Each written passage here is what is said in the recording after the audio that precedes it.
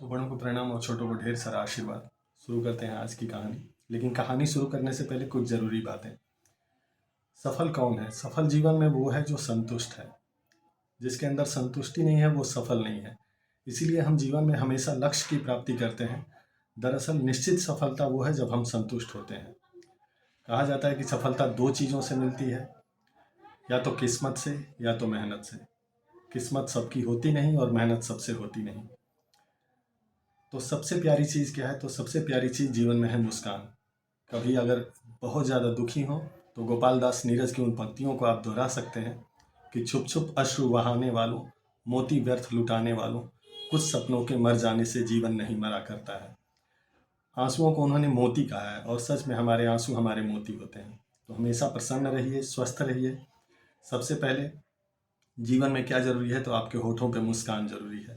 तो आपके होठों पे मुस्कान लाने के लिए एक छोटी सी कहानी आज आपके नाम। कहते हैं कि किसी गांव में एक बहुत बड़ा कंजूस रहा करता था। अब इतना कि दूसरे गांव में भी उसकी चर्चा होती, दूसरे गांव के लोग उसके पास आते, कंजूसी के नए नए गुण सीखने आते और बड़ा खुश भी हो रहता कि मैं महान हूँ। कंजूसी के नाते ही लोग मुझसे मिलने आते हैं, मुझसे इतना आवभगत करते हैं और जो भी आए तो कुछ ना कुछ ले करके आते हैं। तो बड़ा ही संतुष्ट रहता वो। अब हुआ ये कि कुछ दिनों तक ऐसे ही चला। कुछ दिनों बाद उसको एक खबर सुनने को मिली कि उससे भी बड़ा एक कंजूस बगल के गांव में आया है, जो कि इससे भी बड़ा है। अब लोग इसके पास से उठ करके उसके पास जाने लगे। अब जब उसके पास जाने लगे तो इसके मन में अब ईर्ष्या हुई। इसके मन में हुआ कि चल के एक बार मिल लेता हूँ, देख लेता हूँ कि मुझसे भी बड़ा कौन कंजूस आ गया। तो अब सोचता है कि जाता हूँ उसके घर तो कुछ ना कुछ तो ले करके जाना पड़ेगा। अपनी पत्नी से कहता है कि ऐसा है कि सोच रहा हूँ 2 दिन से कि क्या लेके जाऊँ। तो अब मैंने सोचा है कि मैं कुछ नहीं, मैं आम लेके जाऊँगा। तो तुम एक काम करो, घर में से जा करके पेन लेकर के आ जाओ लिखने के लिए।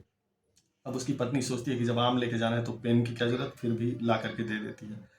वो क्या करता है कि पेन से पेपर के ऊपर 4 आम बनाता है और 4 आम जब वो ड्रा कर लेता है, बना लेता है, तो उसको काट करके और ब्लेड से उसको कट करके और फिर एक थैले में रखता है और लेकर के चल देता है। जाता है उस गांव में। अब पता चलता है जब वहाँ पहुँचता है कि वो तो दूसरे गांव में गए हुए हैं जो कंजूस सेठ हैं। वहाँ पे उनका लड़का होता है। अब लड़के से मिलता है, पूछता है कि तुम्हारे पिताजी कहाँ हैं? लड़का कहता है कि पिताजी तो दूसरे गांव में गए हैं कंजूसी के गुण सिखाने, लोगों ने उन्हें बुलाया था। अब कहता है कि चलो ठीक है, अब मिलना तो नहीं हुआ लेकिन मैं आया था तो कम से कम अब खाली हाथ सोचा कि कैसे जाऊं, तो ये आम रख लो, आम तुम्हारे लिए ले करके आया हूँ और सब लोग मिल बांट करके खाना। अब इतना कह करके वो डब्बा दे करके अब चल देता है। पीछे मुड़ता है, तब तक उसका जो बड़े सेठ, उस बड़े कंजूस का लड़का जो वहाँ होता है जिसको ये आम दिया होता है, वो कहता है कि रुकिए सेठ जी 1 मिनट, आप हमको आम दे करके जा रहे हैं, हम आपको खाली हाथ कैसे जाने दें? बड़ी बदनामी होगी हमारी, हमारे यहाँ से कोई खाली हाथ जाता ही नहीं, पिताजी आएंगे तो बहुत हमको डांटेंगे। तो आप रुकिए थोड़ा देर, मैं भी आपको कुछ दे करके भेजता हूँ। तो वो अपने उंगलियों के इशारे से हवा में, और वो भी अपने उंगलियों से आम बनाता है, 4 आम बनाता है हवा में। और वो आम बना करके कहता है ये आम अपने अपने पास आप रख लीजिए, हमारे तरफ से ये आम आप लेते जाइएगा। अब ये लेकर अब ये पीछे तो मुड़ जाता है, ले भी नहीं पाता, लेकिन मन में सोचता है कि दे भी दिया इसने, और मन ही मन सोचता है कि सच में ये तो बहुत बड़ा कंजूस है। और पूरे रास्ते यही सोचते हुए अपने घर चला जाता है। घर जाता है, उसको नींद नहीं आती। इधर क्या होता है, तो इधर जब ये बड़ा कंजूस जब घर वापस आता है, उसके बेटे ने बताया कि पिताजी ऐसे ऐसे हुआ। बहुत खुश होकर के बताया उसको कि एक दूसरे गांव के जो कंजूस थे वो आए हुए थे और उन्होंने ऐसे ऐसे कागज़ पर आम बना करके लाए थे, हमको दिया, तो मैंने भी कहा कि रुकिए, हम भी किसी को खाली हाथ नहीं भेजते, तो मैंने भी हवा में आम बना करके उनको दे दिया। अब उसने कहा कि कैसे बनाया, तो उसने बना करके दिखाया कि ऐसे बनाया। अब इतना सुनते ही उस कंजूस ने अपने बेटे के सिर पे जोर से मारा। उसने कहा पिताजी मार क्यों रहे हैं, क्या गलती हो गई है? तो उसने कहा कि जब आम बनाना ही था तो थोड़ा छोटा नहीं बना सकता था, इतना बड़ा आम बनाना ज़रूरी था। तो एक छोटी सी कहानी थी आपके चेहरे पे मुस्कान लाने के लिए। दूसरी चीज़ जो मैंने आपसे कहा कि अपने आंसुओं को संभाल करके रखिए, उस दिन रोइएगा जिस दिन आप कामयाब हो जाएंगे। लोग मिलते रहेंगे, छूटते रहेंगे, आपके आंसू आपके मोती हैं। कहा जाता है कि एक बार स्पेन की गलियों में एक महिला घूम रही थी। अचानक से उसने पाब्लो पिकासो को देखा, जो कि स्पेन के महान आर्टिस्ट थे, महान कलाकार, जिनको आज भी लोग याद करते हैं। पाब्लो पिकासो के पास जाती है, कहती है कि मेरे पास तो कुछ नहीं, मेरा घर भी नहीं बचा है, कुछ नहीं।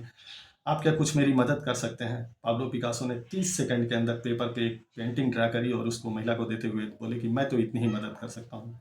महिला मन से बड़ी दुखी कि इतने बड़े चित्रकार और मुझे क्या कुछ पैसे भी नहीं दिए, एक पेंटिंग ड्रा करके दे दी। और जब उसने कहा कि कुछ पैसे ही आप दे देते, उसने कहा, पाब्लो पिकासो ने कहा कि पैसों की ज़रूरत नहीं है, इस पेंटिंग को ले जाओ और ये तुम्हारी गरीबी को हमेशा के लिए दूर कर देगी। महिला को विश्वास नहीं हो रहा था कि एग्जीबिशन आया। एग्जीबिशन के दौरान उस महिला ने उस पेंटिंग को रखा और ये पेंटिंग जो थी $1,000,000 पेंटिंग बिकी। मतलब $2.5 मिलियन में ये पेंटिंग बिकी। उस महिला की गरीबी हमेशा के लिए दूर हो गई।